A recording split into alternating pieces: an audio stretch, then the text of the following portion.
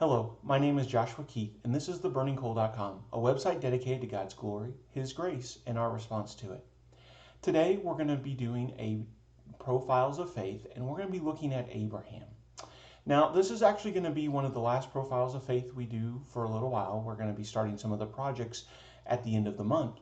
And so I wanted to take time to talk about the father of faith, Abraham. I think this one is really important for us to understand, because really when we look at all the examples of faith, they're all the children of Abraham because of their faith. And in fact, they're really just following in Abraham's footsteps. And so we're going to take a look at the faith that Abraham had and also the implications of it. Now, to get started with, the idea of Abraham's faith is actually very simple. And to see it broken down like this, I think is helpful for us, because sometimes we look at all of this as a really big ordeal. We talk about all the different aspects of faith. But I think whenever we see Abraham's faith in action, it crystallizes exactly how simple faith is meant to be. In Genesis chapter 12, verses 1 through 3, it says, "Now the Lord said to Abram, go from your country and your kindred and your father's house to the land that I will show you. And I will make of you a great nation, and I will bless you and make your name great, so that you will be a blessing. I will bless those who bless you, and him who dishonors you I will curse, and in you all the families of the earth shall be blessed." So we see that the Lord comes to Abram and he gives him a very specific command. He says, I'm going to take you to another land, and in that land, I'm going to make you a great nation. What is Abram's response? So Abram went as the Lord has told him, and Lot went with him. Abram was 75 years old when he departed from Haran. So Abram did exactly what the Lord had told him to do. And really, when it talks about faith, when we see the idea of being justified by faith, what does that mean? It means the Lord tells us to do something and we do it. We obey because we trust God, even if it means leaving our families, even if it means going to a place that we've never seen and have no idea what it's going to be like. God told us, that's what we're going to do. And so really, again, this really simplifies faith for us. When we're talking about following in Abram's footstep, being like Abraham, what we need to understand is that to be people of faith, to be children of faith, we need to do what the Lord commands us. If the Lord asks it, there's really no arguing. There's no discussing. There is just, okay, I trust you, Lord. If you tell me to do this, then I know it is the right thing and I will obey you. Now, from one perspective, that seems very simple, very easy. But you notice that when you look at Abraham's contemporaries, that type of faith is actually in many ways radical. It's powerful because not everybody is willing to do it. I think that we see that in the example of Abraham's family. For example, look at Terah in Genesis 11:31. It says, Terah took Abraham his son, and Lot the son of Haran his grandson, and Sarai his daughter-in-law, his son Abram's wife, and they went forth together from Ur of the Chaldeans to go into the land of Canaan. But when they came to Haran, they settled there. Now, this is interesting because a lot of times we just start in Genesis chapter 4 when we look at Abraham's story. And we see that God tells him to do something and he does it.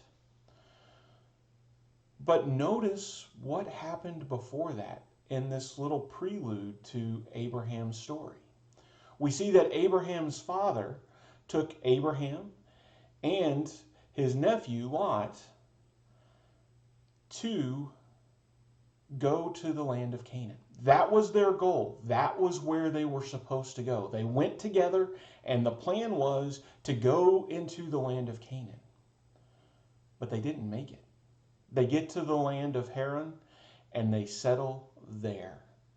They stop.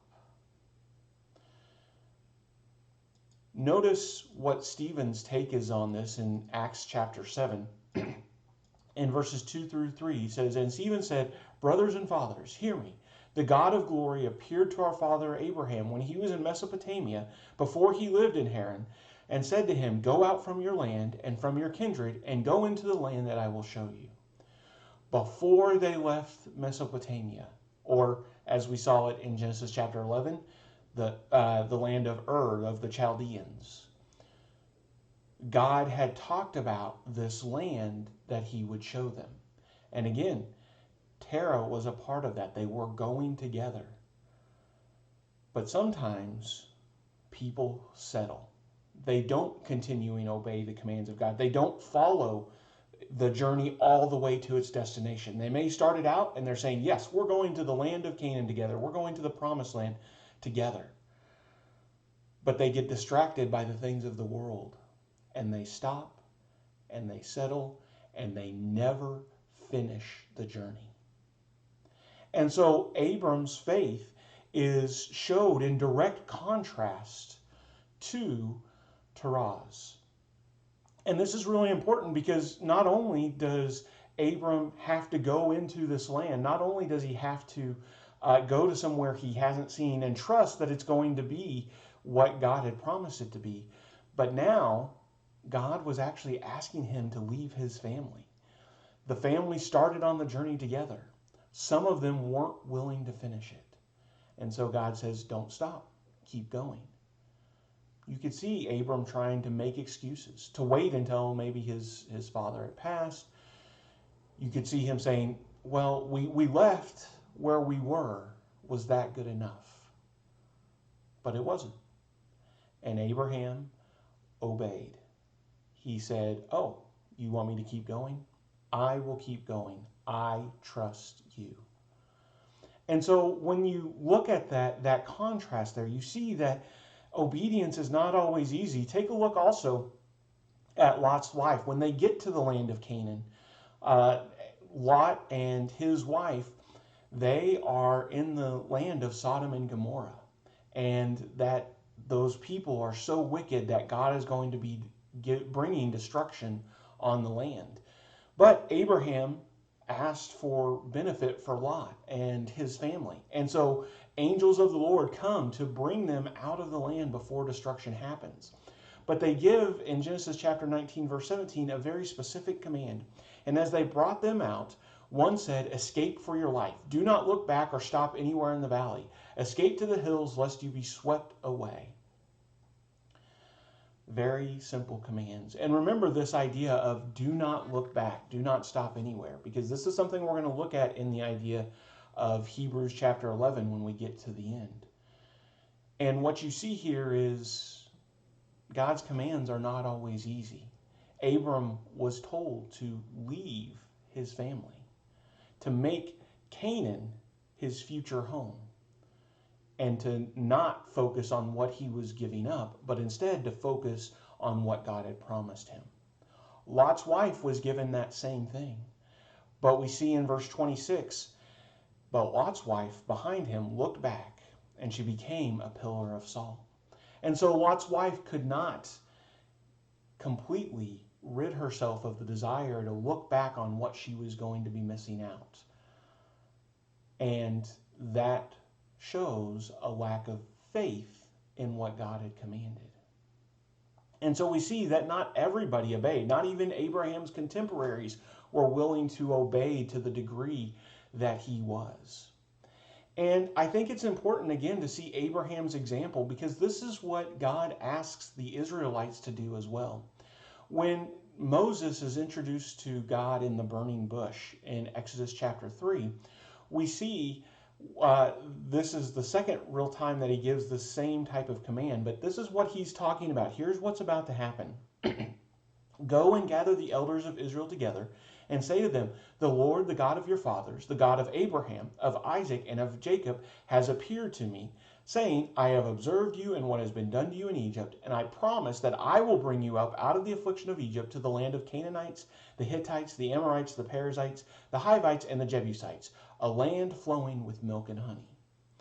And so really what God is saying is, look, I am the God of Abraham, of Isaac, and of Jacob, these wanderers who were traveling through this land of Canaan, and the inheritance, while they had that as their promise, it never came about fully until now. And I'm going to take you to the land of Canaan.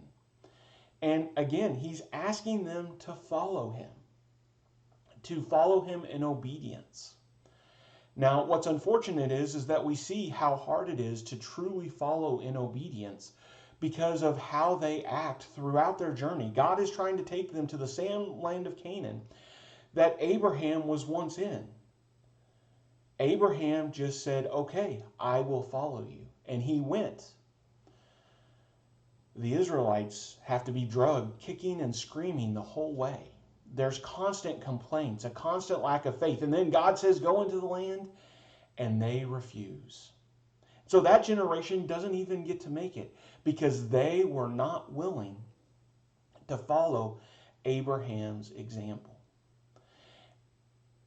And really, I think that this shows us great value because that's what God is asking from everybody. That we all follow Abraham's example. Not necessarily searching for a physical country like he was, but a spiritual country. And so it's important to understand what it means to be children of Abraham. You know, it's kind of interesting as we've looked through these different profiles of faith. Think about some of the people who were willing to be faithful to God. You've got David, who was fighting Goliath, and he believed in God, and he trusted in God, and that carried him through both at that time and as he was king. But there were lots of kings of Israel. How many of them were children of Abraham? Now, they may have claimed to be children of Abraham, but whenever we look at the idea of children of Abraham, were they actually? Also, keep in mind the idea of Ruth and Rahab. They were not children of Abraham as far as blood descendants, but their examples of faith, their willingness to obey God, to be his people and live under his law, that is exactly the mindset of Abraham. And so they were the children of Abraham. And we're going to take a look at what Paul has to say about children of Abraham here in just a second. But before we do, I want us to take a look at the idea of, again, this children by blood, and understanding that it does not matter in the spiritual perspective if you were a child of Abraham by blood. And I think John the Baptist comes and he teaches this to the Pharisees, to the Jews of that time. And he wants them to know that they need to be careful. And do not presume to say to yourselves, we have Abraham as our father. For I tell you, God is able from these stones to raise up children from Abraham. John is giving them a very stern warning. He's saying that don't think that you're justified just because you are descendants from Abraham, just because you're a part of his bloodline. That is not what brings about justification. And he says that God is able from these stones to raise up children for Abraham. And I wanted to bring this up because I imagine that the Jews that were here at this time probably thought that the idea of stones being raised up as children for Abraham was more likely than what God's plan actually was. What do I mean by that? Well, let's look at what Paul says in Romans chapter 4. He says that it's through imitation that we become children of Abraham. That is why it depends on faith, in order that the promise may rest on grace and be guaranteed to all his offspring, not only to the adherent of the law, but also to the one who shares the faith of Abraham, who is the father of us all. As it is written, I have made you the father of many nations, in the presence of the God in whom he believed, who gives life to the dead and calls into existence the things that do not exist. So we see here that the promise, and the promise that they're specifically referring to is that Abraham believed, and it was credited to him as righteousness. For those of us that want to have that righteousness credited to us, it's not about bloodlines. It's not about circumcision. It's not about the old law. It is about faith. It is for the one who shares the faith of Abraham. If we want to be right with God, if we want to be children of Abraham, then that means we need to be willing to live like him.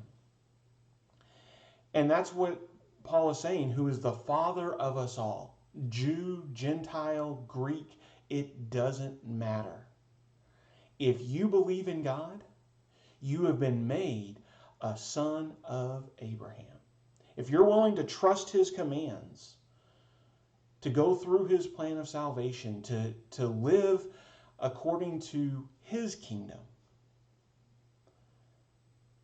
then you become a child of Abraham. It's not about blood. It's about being like Abraham. Abraham is the first example of this that we see in the Bible. He is the one that God says, I want everybody to be like him. If I say go, you say yes. I will go where you lead. That's what it means to be a child of Abraham.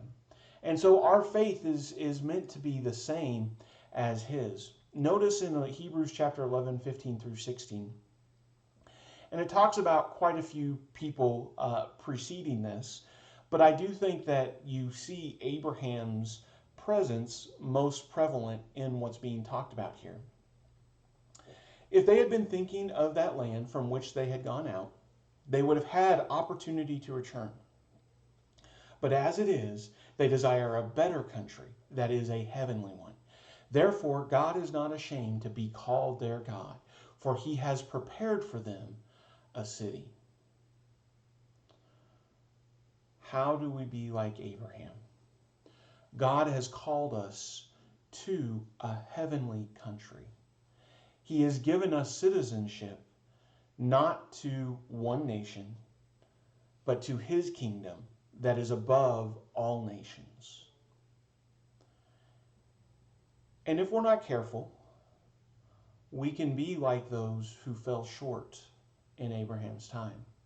We can be like those who settle in the country that they're in, and they get comfortable with the lifestyle, with the people, and they're unwilling to turn away. They get comfortable with the lifestyle and the people, and they are unwilling to turn away. They're unwilling to continue the journey. They stop and they settle exactly where they're at way before they get to the better country, to their heavenly home. If we're not careful, we may find ourselves looking back like Lot's wife did, longing for the things of our past instead of focusing on the things of the future. And we need to be like Abraham, where God says, come, be a citizen of my kingdom. That means that we get rid of worldly things. That means that we're no longer going to live in the evil ways that we once did, that renounced our citizenship from his kingdom. But that's okay with us. We may be asked to even abandon our families who are willing to settle. But again, that's okay with us. Why? Because we have an opportunity to return, but we will not. We are searching for a better country. God said, go, and we will go. It's with great comfort that we see in this profile of faith that God is not ashamed to be called their God, for he has prepared for them a city. Abraham was by no means a perfect man, but he had faith. When God said something, his faith meant he would do it. He would obey. We don't have to be perfect, but we do need to obey. We need to have faith in God and trust him to lead us where we need to go, so that we too can be children of Abraham. I hope this lesson blesses you in your walk in his kingdom.